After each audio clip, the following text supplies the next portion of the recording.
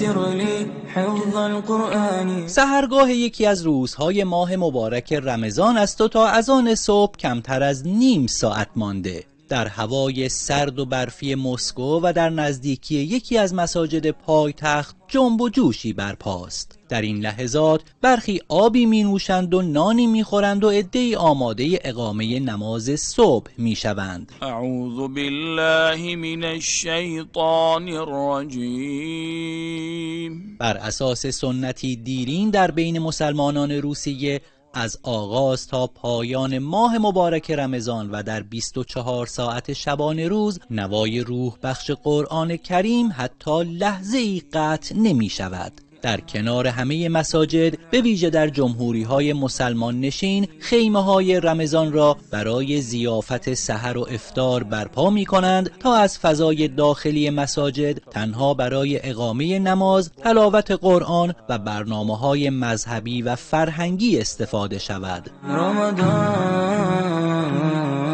برگزاری جشن تکلیف برای دخترانی که 9 ساله شده اند و نیز آشنا کردن نونهالان با مبانی قرآن کریم یکی دیگر از سنت‌های خاص مسلمانان روسیه است.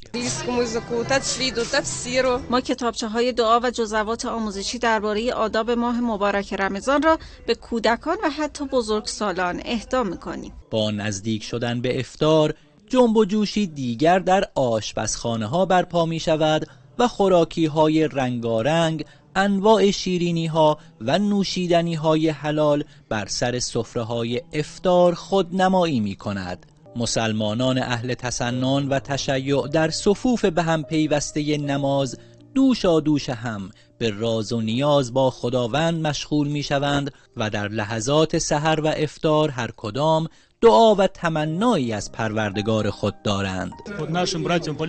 من برای همه مسلمانان به ویژه ملت فلسطین دعا می کنم صلح و آرامش را در سرزمین خود تجربه کنند. عید حقیقی ما روز رهایی قدس شریف است. اسلام دومین دین بزرگ در روسیه است و ماه مبارک رمضان برای خیل عظیم مسلمانان این کشور فرصتی برای خودسازی، آگاهی و نزدیکی هرچه بیشتر به خداوند است. از جمعیت 150 میلیون نفری روسیه حدود 30 میلیون نفر مسلمانند و آیین‌های ماه مبارک رمضان در بیش از 8000 مسجد و 10 خیمه رمضان در سرتاسر این کشور برپا می شود.